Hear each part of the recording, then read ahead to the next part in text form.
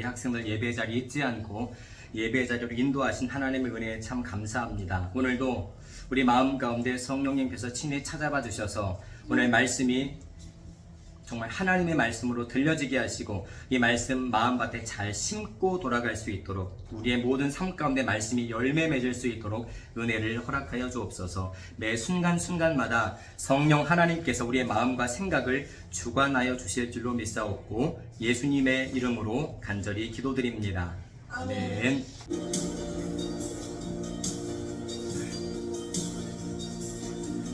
나의 사랑 너는 어여쁘고 참 귀하다. 어느 보석보다 귀하다.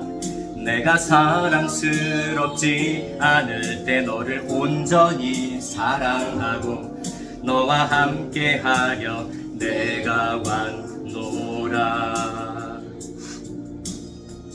주의 사랑 이 사랑은 결코 변치 않아. 모든 계절 돌고 시리네. 풀은 마르고 꽃은 시드나 주의 말씀은 진실해. 실수가 없으신 주만 바라라. 주님의 나라와 뜻이 나의 삶 속에 임하시며 주님 알기를 주만 보기를 소망해.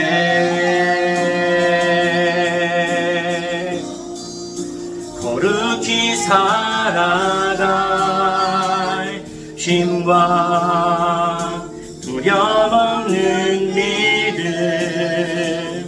주신 나의 하나님.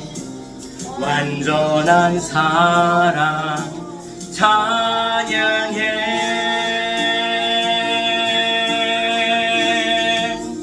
찬양하리 만군의 주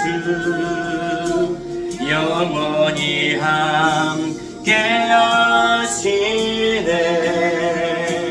존귀하신 사랑의 왕 영원히 통치하시네. 찬양하리 찬양하리 만군의 주 영원히 함께 하시네.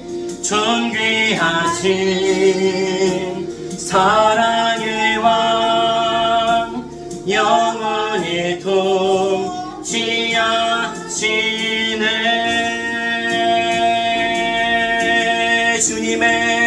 주님의 나라와 뜻이 나의 삶 속에 임하시며 주님 알기를 주만 보기를 소망해.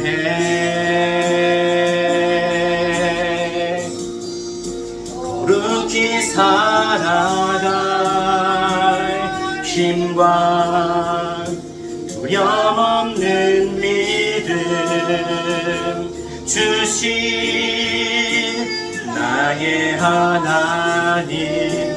완전한 사랑 찬양해. 우리 간절하게 고백합니다. 주님의 나라와 뜻이 나의 삶 속에 임하시며 주님 알기를 주만 보기를 소망해.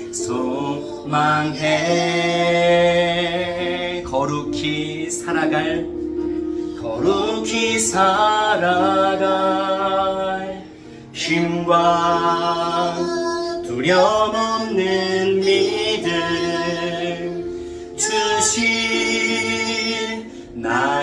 하나님 완전한 사랑 찬양해.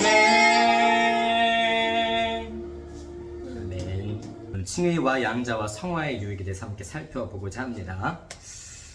성경 말씀 함께 볼게요. 로마서 5장 5절 우리 또박또박 집중해서 봉독합니다. 시작. 소망이 우리를 부끄럽게 하지 아니함은 우리에게 주신 성령으로 말미암아 하나님의 사랑이 우리 마음에 부은 바 됨이니. 아멘. 36문 질문에 대답해 주시기 바랍니다. 질문이 좀 길죠. 의롭다 하심과 양자로 삼으심과 거룩하게 하심과 함께 오거나 그것들에서 나오는 이 생의 유익은 무엇입니까? 의롭다 하심과 양자로 삼으심과 가게 하심과 함께 오거나 그것들에서 나오는 이 생의 유익은 하나님의 사랑을 확신함과 양심의 평안과 성령 안에서 누리는 기쁨과 은혜의 많아짐과 은혜 가운데서 끝까지. 아멘. 자, 지난 시간들을 계속 살펴보면 중생을 다른 말로 성령의 효력 있는 부르심이라고 했습니다. 말씀을 듣다가 그동안 귀로만 들었던 말씀이 마음으로 들리고 믿어지는 상황을 성령의 효력 있는 부르심 혹은 중생이라고 말했어요. 자, 중생, 또 의롭다 하심, 칭의, 그리고 너는 이제 사단의 자식이 아니라 나의 자녀라고 허락하시는 양자됨, 그리고 지난주에 배운 성화. 중생, 칭의, 양자, 성화는 구원에 절대적으로 필요합니다. 여러분 나중에 대학을 들어가면 필수 과목이 있고 선택 과목이 있어요. 필수 과목은 한 과목만 안 들어도 졸업이 안 됩니다. 근데 선택 과목은 내가 뭐 하는 거예요? 듣고 싶은 걸 선택하는 거예요. 물론 다 들으면 좋겠지만 이 필수가 있고 선택이 있다는 거예요. 방금 말한 중생, 칭의, 양자, 성화는 구원의 선택이 아니라 필수적인 요소라는 거예요. 어느 것 하나도 빠지면 하나님의 백성이 될 수 없다는 거예요. 어느 누구도 칭의, 양자됨, 성화 없이는 구원 받을 수가 없습니다. 하나님께서 창세전에 택하신 자들은 반드시 의롭다 하심 받고 즉시 하나님의 자녀로 이방되고 평생에 걸친 성화의 증거들이 점진적으로 드러나요. 성화라는 말이 어떤 뜻이라고 그랬죠? 거룩하게 되어지는 모습이라고 그랬죠. 누구처럼 변해가는 모습이라고 그랬어요? 주님처럼 변해가는 모습이 성화라고 그랬어요. 그런데 지난 시간까지 성화를 배웠는데 칭의, 양자, 성화에서 나오는 유익들이 있습니다. 그거로 끝나는 게 아니라 난 구원받았으니까 끝이 아니라 그 구원의 은혜 가운데 나오는 열매들, 유익들이 있는데 이 유익들을 택함받은 사람들이 살면서 모두 누리는 것은 아니에요. 왜 그럴까? 나는 구원받은 것 같은데 왜 아무런 기쁨도 즐거움도 행복함도 감사함도 없지? 첫 번째 이유는 내가 최근에 거듭났다면, 최근에 성령께서 효력있게 나를 부르셨다면 내가 아직 구원받았다는 사실을 알지 못할 수가 있고, 또 한 가지 구원에 관한 성경의 지식을 잘 모를 수가 있어요. 말씀을 들은 지 얼마 안 된 사람들은 구원을 받았어도 내가 구원받은 게 맞나? 잘 모를 수가 있어요. 그래서 베드로서 1장 10절은 다음과 같이 말씀합니다. 함께 봉독해 볼게요. 그러므로 시작. 그러므로 형제들아 더욱 힘써 너희 부르심과 택하심을 굳게 하라. 너희가 이것을 행한즉 언제든지 실족하지 아니하리라. 아멘. 하나님은 어떤 죄인을 구원으로 부르실 때, 믿음을 선물로 주실 때, 즉 성령으로 혈력 있게 부르실 때 항상 말씀으로 부르십니다. 말씀을 듣다가 부르세요. 이미 창세전에 선택받은 자들은 반드시 성령의 부르심이 있습니다. 그런데 하나님께서 베푸신 구원의 은혜를 당연한 것으로 여기면 안 됩니다. 난 구원 받았으니까 난 때 되면 천국 가겠지, 혹은 엄마 아빠가 예수 잘 믿으니까 난 때 되면 천국 가겠지가 아니라는 거예요. 점점 더 예수 그리스도를 닮아가는, 아까 어떤 과정이라고 그랬죠? 조금 어려운 말로 성화의 과정이라고 그랬죠. 이 과정을 통해서 내 속에 성령의 효력 있는 부르심이 있구나, 창세전에 나를 선택하신 게 맞구나라는 걸 성화의 모습의 나타남을 통해서 확신을 하는 거예요. 자, 성화를 목사님 이렇게 표현해 볼게요. 한번 따라해 볼까요? 선한 행동. 성화란 말이 어려우면 이렇게 기억하세요. 선한 행동. 그러면 선한 행동이 뭘까? 선한 행동. 선한 행동이 뭔가? 아래 말씀 볼게요. 그러므로 시작. 그러므로 너희가 더욱 힘써 너희 믿음의 덕의 지식을, 지식의 절제를, 절제의 인내를, 인내의 경건을, 경건의 형제 우애를, 형제 우애의 사랑을 더하라. 아멘. 자, 선한 행동이 뭔가? 다시 바꿔 말하면 성화의 삶이 나타나는 걸 우리에게 어떻게 확인할 수 있나? 내가 구원받았다는 걸 어떻게 확인할 수 있지? 나는 하나님께서 음성을 들려주신 적도 없고 말씀을 통해 아무런 감동이 생긴 적도 없는데 내가 하나님의 자녀로 입양된 자가 맞는지 틀린지 어떻게 할 수 있나? 마지막에 여러분 이렇게 함께 고백을 했어요. 경건의 형제 우애를, 형제 우애에 무엇을 더하라고요? 사랑을 더하라.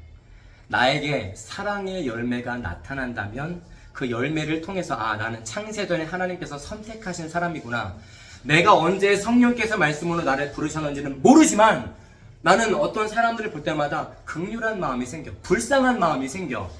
이 불쌍한 마음이 그냥 가난한 사람들에게 돈 몇 푼 쥐어주고 배고픈 사람들에게 먹을 것 같다는 그런 불쌍함을 말하는 게 아니라 주님의 마음으로 불쌍히 여기는 거예요. 저 사람 저렇게 살면 지옥 가는데?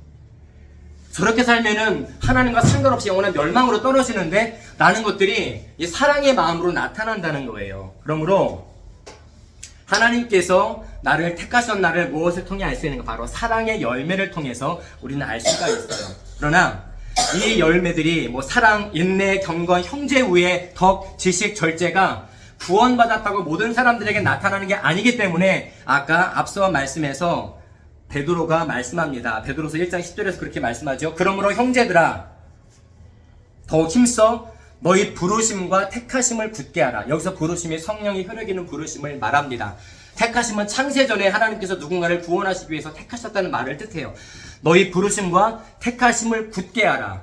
그래야 내가 내 속에 사랑이 있는지 긍휼함이 있는지 다른 사람을 불쌍히 여기는 마음이 있는지를 더 확신할 수 있다고 말씀하는 거예요. 하나님께서 택하신 자들은 구원을 잃어버릴 수가 없습니다. 하나님이 민희를, 준수를, 한결이를 내가 이제 너를 내 백성으로 입양했어, 내 자녀로 입양했어. 그렇게 하나님의 택한 사람은 절대 구원을 잃어버릴 수가 없습니다. 사탄도 빼앗지 못해요. 왜냐하면 하나님의 손 안에 우리가 들어있으니까. 그런데 구원을 잃어버리는 일은 결코 발생하지 않지만 그럼에도 힘써 부르심과 택하심을 굳게 하기 위해 노력하지 않으면 하나님의 은혜가 전혀 느껴지지 못할 만큼 타락할 수 있습니다. 예수 믿는 자도. 타락이란 말이 예수 믿지 않는 사람들에게만 해당되는 말이 아니라 내가 예수님을 믿는데 구원받은 사람인데도 하나님의 말씀을 듣기를 게을리하고 예배를 게을리하고 기도를 게을리하고 교회보다는 세상을 더 친하게 세상을 더 행복하게 여기며 산다면 예수 믿음에도 불구하고 하나님의 은혜를 전혀 느끼지 못할 만큼 심각하게 타락할 수 있습니다. 그러므로 우리는 칭의와 양자와 성화를 통해서 하나님의 사랑을 확신하고 양심의 평안을 누리고 성령 안에서 기쁨을 누리고 날마다 은혜가 증가하는 것과 끝까지 견딜 수 있는 은혜를 위해서 하나님의 말씀을 자꾸 들어야 합니다. 이게 되게 모순적인 말이에요. 목사님, 저는 말씀 너무 듣기 싫은데 왜 자꾸 말씀을 들으라고 해요?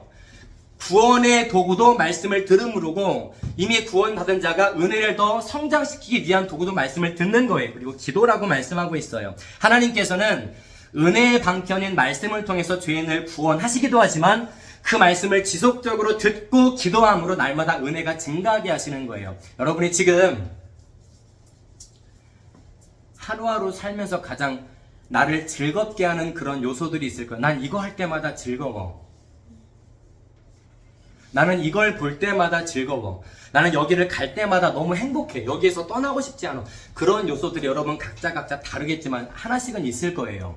분명히 있을 거예요. 그런데 그런 요소들이 하나님과 멀어지게 만드는 요소들이라면, 하나님께 관심을 두지 않게 만드는 요소들이라면 정말 그것들은 우리가 포기해야 합니다. 그런데 포기가 쉽게 돼요, 안 돼요? 안 돼요. 여러분 각자 내가 즐거워하는, 좋아하는 것들이 있는데 목사님의 백날 첫날 여러분 하나님께서 싫어하신 거는 포기해야 돼요. 거절해야 돼요. 버려야 돼요. 아무리 말해도 포기가 잘 안 된단 말이에요. 하루 이틀 한 게 아니니까. 근데 어떤 사람이 포기가 가능할까? 은혜의 방편의 말씀을 지속적으로 들어온 사람 중에 포기가 됩니다. 그동안 즐겁게 했던 것들이. 그래서 은혜가 있는 자들은, 하나님께 은혜 받은 자들, 받고 편하면 구원받은 자들은, 그리고 은혜를 계속 성장시키는 자들은 예배의 자리를 끝까지 지키지만, 은혜가 점점 떨어지는 자들은 가장 먼저 예배의 자리를 이탈합니다. 그리고 교회와 멀어지는 특징이 나타나요. 계속 멀어지면 은혜는 점점 더 커질까요? 줄어들까요? 줄어들죠. 말씀을 안 듣는데 무슨 은혜가 되겠어요? 기도를 안 하는데 무슨 은혜가 되겠어요? 무슨 교회가 기다려지고 예배가 기다려지겠어요? 예배 자리를 내가 지킬 수 있다는 것은 내 의지가 아니라 하나님의 은혜가 나에게 있다는 거예요. 두 번째로 칭의, 양자, 성화에서 나오는 이생의 유익들을 왜 택함받은 사람들이 전부 누리지는 못할까? 나에게 구원의 확신은 있지만 나에게는 어떤 죄 때문에 나와 하나님의 관계를 의심하기 때문에 그래요. 이미 구원받은 사람 중에 이런 사람들이 있습니다. 나는 버림받았어. 나는 창세전에 선택받은 사람이 아닌가 봐. 나는 오늘도 죄에 또 넘어졌네. 나는 망했어. 완전 이 생은 망했어. 더 이상 소망이 없다. 라고 생각이 들 때가 있습니다. 구원을 받았음에도. 성경에도 그런 사람이 나와요. 예수님을 3번이나 부인한 베드로가 그랬고요. 우리가 너무나 잘 아는 유명한 왕 다윗 왕도 남의 아내를 자기가 범했습니다. 이미 가정에 있는 여자를 자기가 범했단 말이에요. 그런데 그럼에도 불구하고 죄를 지었음에도 불구하고 하나님께서 효력 있게 부르신 자, 의롭다 하신 자, 하나님의 자녀로 양자 삼으신 자들은 버림받지 않기 때문에 내가 죄에 넘어졌네. 나 이제 망했어. 버림받았나 봐. 창세전에 선택받은 게 아닌가 봐. 라고 생각이 들어도 한동안 구원의 확신을 잃어버리지만 다시 일어나서 거룩한 삶으로 돌이킵니다. 심지어 그 사람이 지금 계속 타락하고 있어도 하나님의 은혜가 여전히 함께 하시기 때문에 그 사람이 구원받은 사람이라면 타락하는 가운데도 성장하고 있는 거예요. 하나님이 그 사람을 놓지 않을 거니까. 내가 나를 볼 때는 전혀 구원받는 사람이 아닌 것 같아. 아니 어떻게 나 같은 사람이 하나님의 자녀지? 어떻게 나 같은 사람이 천국 백성이지? 그렇게 생각이 드는데도 하나님은 나를 놓지 않으신대요. 여기에서 중요한 게 있습니다. 하나님의 역사와 구원받은 자들의 관계예요. 아까 그랬죠. 우리가 받은 구원을 대수롭게 여기면 안 된다고 그랬죠. 하나님은 택하신 백성들을 결코 버리시지 않지만 구원 받았는데도 죄를 지었단 말이에요. 그런데 넘어졌어. 그런데 그 사람이 자신의 삶을 다시 고치고 참으로 회개해서 하나님께 대한 열심을 품기 전까지는 너가 구원받은 사람이 맞아라고 확신을 주시지 않습니다. 이미 구원 받았는데 확신을 거두어 가세요. 그런 사람이 그런 말, 나는 망했어. 나는 구원받은 사람이 아닌가 봐. 나는 선택받은 사람이 아닌가. 이렇게 좌절하게 만드십니다. 그래서 베드로가 계속 말씀하는 거예요. 힘써 너희 부르심과 택하심을 굳게 하라. 그래야 내가 구원받은 사람이 맞다는 확신 가운데 기쁨을 누린다는 거예요. 구원을 받았는데 아무런 기쁨이 없어. 아무런 감사함도 없어. 억지로 예배 드리는 거야. 구원 받은 사람도 그럴 수 있습니다. 그런데 베드로 말씀처럼 그래, 내가 더 기도해봐야지. 의지적으로도 기도해봐야지. 더 말씀을 들어야지. 집에서 읽어봐야지. 그럴수록 내가 상상하지 못한, 예상하지 못한 하나님의 은혜가 기쁨으로 나에게 다가오게 된다는 말씀이에요. 하나님이 택하신 구원 백성도 반드시 죄 가운데 넘어질 수 있습니다. 하지만 하나님께 대한 열정을 품고 경건한 삶에 더 힘쓰는 모습이 하나님께서 택하신 자들에게 나타나는 전형적인 특징이라는 거예요. 이렇게 힘쓸 때, 더 말씀 듣기 위해 힘쓸 때, 더 기도에 힘쓸 때 나타나는 게 바로 양심의 평안과 성령 안에서 기쁨입니다. 베드로후서 1장 11절에 보면 이렇게 말씀합니다. 이같이 하면 함께 볼게요. 시작! 이같이 하면 우리 주 곧 구주 예수 그리스도의 영원한 나라에 들어감을 넉넉히 너희에게 주시리라. 아멘. 자, 말씀이 어떻게 시작하죠? 이같이 하면 이렇게 시작하죠. 뭘 하라는 거예요? 칭이랑 성화요. 네, 자. 말씀은 이제 맞아요. 한결이가 지금 거의 근접했어요. 이같이 하면이라는 말은, 자, 보세요. 나에게 구원의 은혜가 아니라 의심이 돼. 그리고 내 몸과 마음이 교회와 점점 멀어지는 것 같아.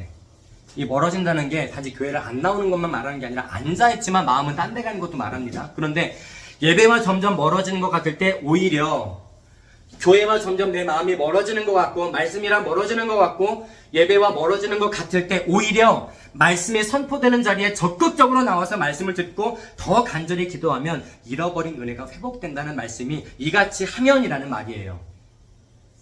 쉽게 말하면 우리가 예수님을 믿잖아요. 예수님을 믿는 것은 내 마음과 항상 반대로 해야 됩니다. 여러분의 마음은 예수님을 믿고 싶어요? 아니면 그냥 별로 안 믿고 싶어요? 믿고 싶죠. 믿고 싶어요? 네. 여러분 다 그래요? 정말 잘 믿고 싶어요? 귀찮기도 한데. 그죠? 네. 목사님 가끔 설교 준비하면서 이거 얘네들 이 민희, 준수, 한결이 이거 알아들을까? 이거 내가 봐도 어려운데 이 녀석들 알아들을까? 그러면서도 전하기는 해요. 그런데 가끔은 누가 설교 이런 생각하면 안 되지만 가끔 누가 설교 한 번쯤 대신했으면 좋겠다. 고재일 목사님 부를 수는 없잖아요. 이 시간에 아래서 설교하니까 목사님도 사람인지라 귀찮다, 지루하다 이런 생각 가질 때가 있어요. 그럴 때 빨리 생각하는 게 있습니다. 더 말씀 봐야지, 더 기도해야지. 왜냐면 민희가 기다리고 있는데, 준수가 기다리고 있는데, 한결이가 기다리는 내가 대충 그냥 남의 설교 100개 갖고 와가지고 대충 전하면은 이 아이들의 영혼에 내가 어떤 해악을 끼치게 될까, 그런 생각 때문에 한 말씀이라도 더 보게 되는데, 신기하게 희한하게 더 그렇게 힘써 노력할 때 주시는 은혜가 있으면 기뻐요. 양심의 평안을 주신다는 거예요. 그래서 예수 믿는 것은 항상 내 마음과 반대로 해야겠구나. 내 마음 따라가면 예배와 멀어질 수밖에 없고, 내 마음 따라하면 한결이가 방금 말한 것처럼 귀찮을 때가 있을 거예요. 그럴 때일수록 내 마음과 반대로 가는 거예요. 자, 로마서 12장 11절도 볼게요. 부지런하여, 시작. 부지런하여 게으르지 말고 열심을 품고 주를 섬기라. 아멘. 자, 주를 섬기기는 섬기는데 뭘 품고 섬기래요? 열심을 품고 섬기래요. 자, 어떤 사람이 부지런할 수 있을까요? 저 사람 되게 부지런해. 부지런한 이유가 있습니다. 그 사람이 그냥 새벽형 인간이 아니에요. 부지런한 이유가 있어요. 어떤 사람이 부지런할 수 있을까요? 성경에서 답을 다 알려주네요. 열심을 품은 사람이 부지런합니다. 열정 있는 사람이 부지런해요. 나 저 가수를 너무 좋아해. 콘서트가 있네. 그대 전날부터 텐트 갖고 와서 앞에서 짐 치고 있습니다. 가수 일찍 앞자리에 앉으려고.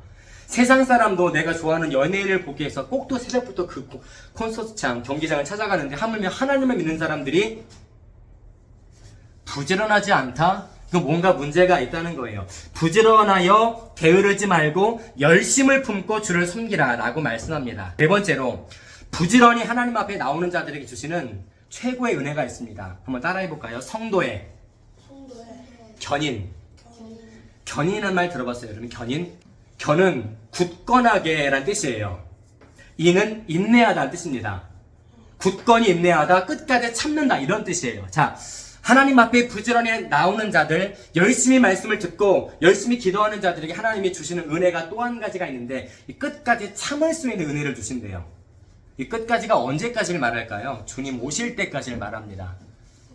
여기서 말하는 인내는 나 화나는데 오늘 한번 참아봐, 이런 인내를 말하는 게 아니에요. 여러분, 이거 하나 얘기해 줄게요. 여러분들이 하나님의 백성이고 내가 예수님을 정말 믿음을 선물로 받아서 실제로 믿고 있다면, 지금 말씀을 들을 때도 믿음으로 말씀을 듣고 있다면, 나는 예수님을 믿으니까 뭔가 행복하고 기쁘고 즐거운 일이 많이 발생할 것 같지만, 놀랍게도 예수를 믿으면 믿을수록 삶이 더 어려워집니다. 민희가 예전에 예수를 잘 안 믿다가 이제 막 잘 믿게 됐어. 그럼 뭔가 예수님을 잘 믿으니까 행복한 일이 많이 생길 것 같은데, 이상하게 성경 이야기를 보니까 예수님을 잘 믿으면 믿을수록 점점 더 삶이 어려워져. 방해거리가 생겨요. 예수를 믿지 못하게 만드는 사람들이 주변에 막 생깁니다. 내가 예수를 믿는 걸 제일 싫어하는 대상이 누굴까요? 내가 예수를 잘 믿으려고 할 때 제일 싫어하는 대상이 있습니다. 마귀가 제일 싫어해요. 마귀가 여러분 구원받는 걸 제일 싫어하고, 은혜 받는 걸 제일 싫어하고, 예배 드리는 걸 제일 싫어하고, 예배를 드리려 할 때 수만 가지의 방해거리, 유혹거리들이 많습니다. 여러분들은 지금 물어보면 예배를 드리지 않아도 핑계거리를 100가지 이상 될 수 있을 거예요. 여러분, 예배를 왜 안 드리고 싶어요? 그럼 여러분 다 술술 얘기합니다. 이것 때문에 예배 드리기 싫고요, 저것 때문에 예배 빠지고 싶고요, 이것 때문에 기도하기 싫고, 이것 때문에 말씀 보기 싫어. 이유가 되게 많아. 그 이유들이 사단이 좋아하는 이유예요. 전부 다. 속으면 안 됩니다. 베드로가 계속 말씀하고 있어요. 부르심과 택하심을 굳게 하라. 그러한 자들에게 인내하게 하신대요. 이 인내가 화날 때 참는 인내가 아니라고 그랬죠. 예배를 드리고 싶은데 자꾸 누가 방해를 해. 오늘 나랑 놀자, 어디 여행 가자. 가족들끼리 여행 갈 수도 있고, 나 스스로 그냥 예배를 나오기 싫을 때가 있습니다. 그게 스스로 나오기 싫은 게 아니에요. 사단이 그 마음을 준 거예요. 야, 너 그냥 자, 오늘 공부해.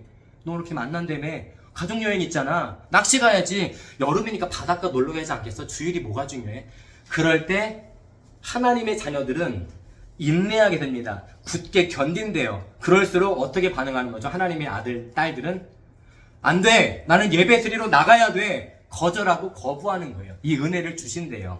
자, 하나님의 자녀는 결코 하나님께 버림받지 않기 때문에 때론 믿음이 없는 것처럼 행동하고 가끔 예배를 빠질 수 있습니다. 여행 갈 수도 있어요. 근데 구원의 확신을 거의 잃어버린 것처럼 살아간다고 해도 결코 타락해서 사탄에게 돌아가진 않습니다. 왜냐하면 그 아버지가 이미 누구로 바뀌었기 때문에, 하나님으로 바뀌었기 때문에. 요한복음 10장 28장 아래 말씀 볼게요. 내가 그들에게 영생을 주노니 영원히 멸망하지 아니할 것이요 또 그들을 내 손에서 빼앗을 자가 없느니라. 네. 또 그들을, 내 손은 누구 손을 말해요? 하나님. 하나님의 손에 하나님의 백성들이 다 꽉 붙들려 있기 때문에 하나님의 손에서 누가 그 하나님의 백성들을 빼앗을 수 있을까요? 없죠. 마귀도 못 빼앗죠. 마귀도 빼앗을 수 없대요. 보세요. 또 그들을 내 손에서 빼앗을 자가 없대요. 하나도 없대요. 하나님께서 택하신 자들에게는 은혜가 점점 증가하고 끝까지 견디게 하시는 하나님의 능력의 손길이 항상 함께하기 때문에 그래요.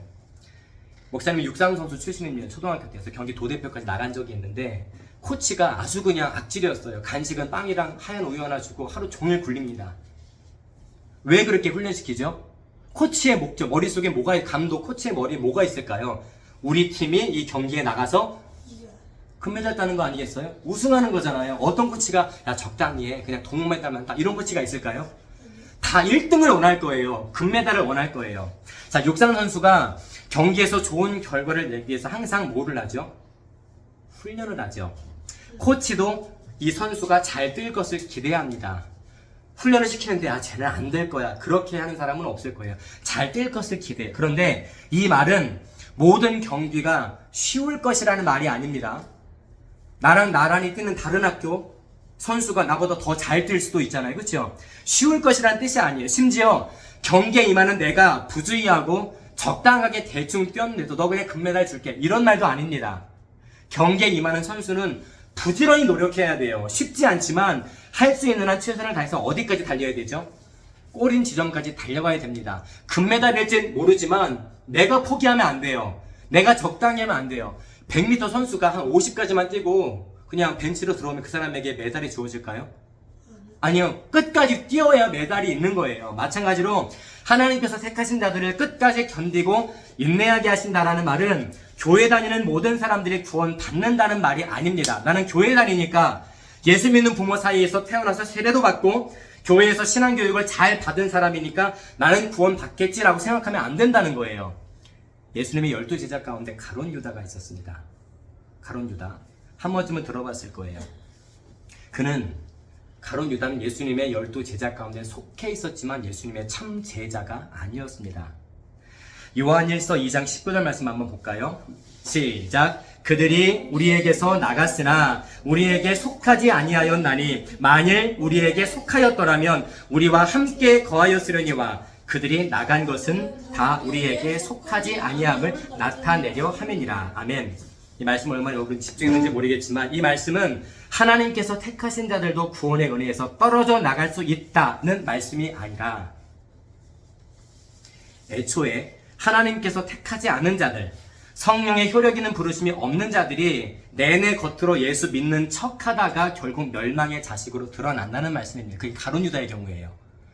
구약의 유명한 왕이죠. 다윗 전에 사울 왕입니다. 사울 왕이 처음에 왕이 되기 전에 굉장히 겸손했습니다. 얼굴도 잘생겼대요. 백성들보다 머리 하나가 더 큰, 키도 큰, 준수한 외모였다고 합니다. 그런데 사울이 누가 봐도 하나님의 백성처럼 보였는데 마지막에 어떻게 죽어요? 자기 스스로 죽잖아요. 하나님의 백성이 스스로 목숨을 끊을 수 있을까? 우리가 쉽게 판단할 수 없지만 우리가 죄를 지어도 하나님께 무엇을 하기 때문에 용서받죠? 죄를 지어도 하나님께 뭐 하기 때문에 용서받죠? 기도를 달리하는 회개하기 때문에 용서받죠. 근데 사울 같은 경우에는 자기가 스스로 자기를 죽였단 말이에요. 그러면 자기가 어떤 기회를 스스로 박탈한 거예요? 죄를 짓고 회개할 기회를 박탈했잖아요. 죽은 사람이 회개할 수 있어요? 없죠. 가룟 유다도 나무에 목을 매달아 죽어서 떨어져 뭐 창자가 터졌더라, 그런 성경의 기록이 있는데 자기 스스로 죽은 사람을 회개할 기회를 이미 잃어버린 겁니다. 그래서 하나님의 백성이라 볼 수가 없어요. 이 말씀은 구원받은 자들도 구원에서 떨어진다는 말씀이 아니라 애초에 구원받지 못한 사람이 예수 믿는 척하다가 나중에 멸망의 자식으로 드러났다는 거예요.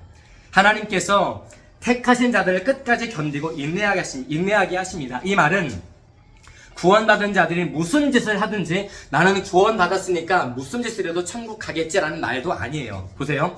구원받은 사람이 마지막까지 인내하며 보호받는 것은 앞서 말한 아까 한결이가 잠깐 언급했죠. 칭의, 양자, 성화에서 나온 열매가 끝까지 견딘다는 열매예요. 어떤 사람이 끝까지 견딜 수 있다고요? 의롭다 하심 받고 하나님의 양자로 입양되고 성화의 열매가 나타나는 사람들이 끝까지 하나님의 보호를 받는 사람들이에요. 그런데 바꿔 말하면 인내하며 마지막까지 신앙 지키기 위해 견디는 것은 마음에서부터 거듭나지 않은 사람, 성령이 그 마음속에 계시지 않는 사람들에게는 결코 나타나지 않는다는 말이에요. 성령께서 그 마음을 변화시킨 사람, 성령께서 효력 있게 부르신 사람, 마음을 완전히 변화시킨 사람, 변화받은 사람은 전에 범하던 죄를 계속 범할 수가 없습니다. 성령께서 함께하는 사람은 본질상 죄와 싸우는 모습이 드러나요.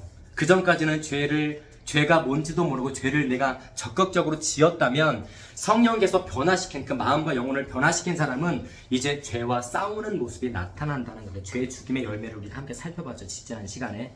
우리가 때론 죄 가운데 넘어질 수 있습니다. 구원 받았다 할지라도. 그런데 또 일어나서 싸웁니다. 근데 또 넘어져요. 근데 또 일어나서 또 죄와 싸워요. 중요한 사실은 끝까지 인내하는 것은 사람인데, 인내하는 것은 내가 인내하는 건데, 궁극적으로는 사람의 마음속에서 자신의 기쁘신 뜻을 두고 행하시는 성령 하나님의 역사 덕분에 내가 죄와 싸울 수 있다는 거예요. 우리는 죄악된 본성상 죄와 싸우기를 싫어합니다. 죄 짓기를 원하지. 근데 성령께서 함께하는 사람은 죄와 싸우게 만드세요. 희한하게. 의지를 바꾸시니까.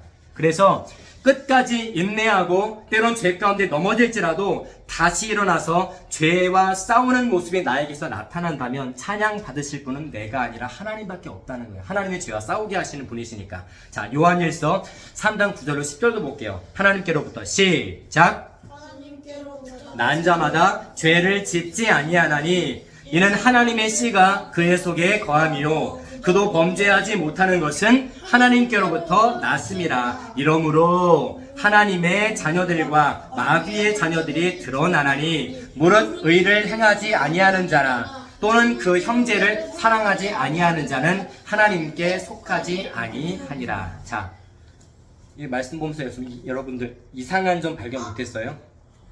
말씀 보면서 이상한 점 발견 못했어요? 아니 목사님, 구원받은 자도 죄를 때론 지을 수 있다면서요. 근데 말씀 보니까 하나님께로부터 난 자마다 죄를 또 짓지 않는데 이상하지 않았어요, 여러분? 목사님이 거짓말한 걸까요?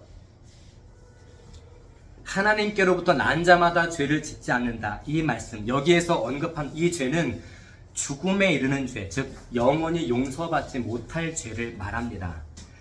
같은 교회 안에서도 같은 신앙을 고백하면서 주님을 떠나는 사람들이 있습니다. 교회를 떠나는 사람들이 있어요. 영원히. 그런데 하나님의 자녀들은 결코 이 죄를 범하지 않습니다. 하나님께서 말씀 가운데 효력 있게 부르셨고 악한 자가 만지지도 못하게 보호하시기 때문에 진정한 신자, 정말 하나님의 자녀들은 용서받지 못할 죄를 결코 짓지 않습니다.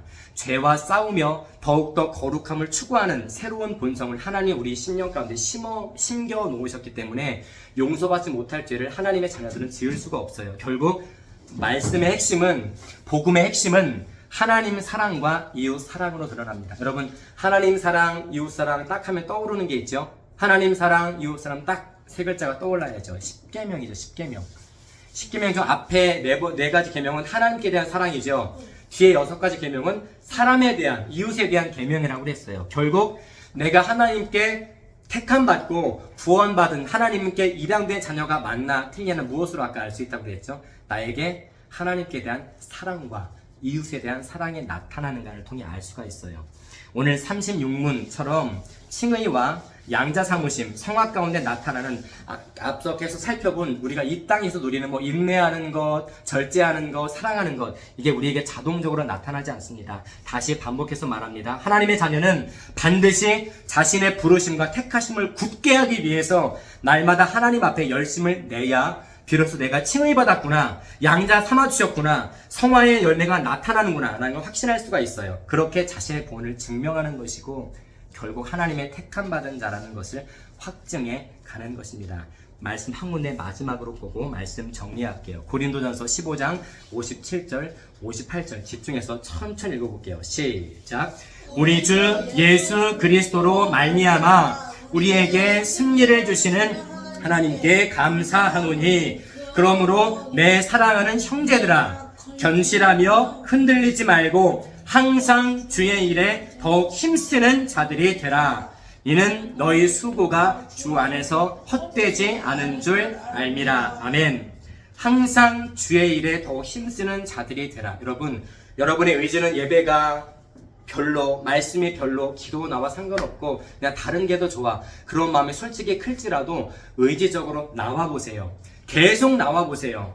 항상 주의 일에 더 힘쓰는 자들이 되라. 그 뒤에 말씀이 여러분 나중에 주님 오실 때 이루어질 말씀입니다.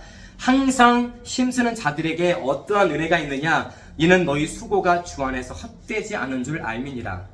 지금 내가 예배드리는 게 나에게 무슨 유익이 있어? 별로 유익이 없는 것 같은데 나중에 주님께서 내가 예상치 못한, 상상치 못한 엄청난 상급을 주신다고 말씀합니다. 이 땅의 삶이 절대 끝이 아니기 때문에 계속 우리에게 도전을 주는 거예요. 항상 주의 일에 더욱 힘쓰는 자들이 되라.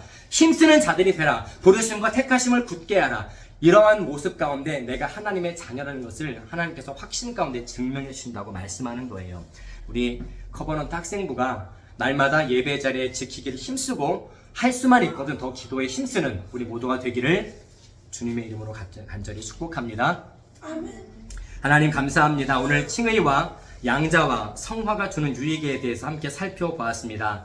우리 학생들이 하루하루 살아갈 때마다 이 말씀이 생각날 수 있도록 우리의 지정의를 성령께서 붙들어 주셔서 생각나는 말씀대로 그 말씀 붙들고 살아가게 하시고 그 말씀을 더욱더 힘써 붙들 때에 이 세상 어디에서도 누리지도 느끼지도 얻지도 못한 저 천국의 기쁨과 행복을 이 땅에서 마음껏 누리는 우리 커버넌트 학생부 모두가 될 수 있도록 은혜를 허락하여 주옵소서. 그리하여 주님을 더 사랑하는 또 나와 함께하는 모든 이웃들을 주님의 마음으로 사랑하는 또 긍휼히 여기는 우리 학생들의 삶이 회복되기를 간절히 소망합니다. 끝까지 말씀 가운데 함께해 주실 줄로 믿사옵고 우리를 구원해 주신 예수님의 이름으로 간절히 기도드립니다. 아멘.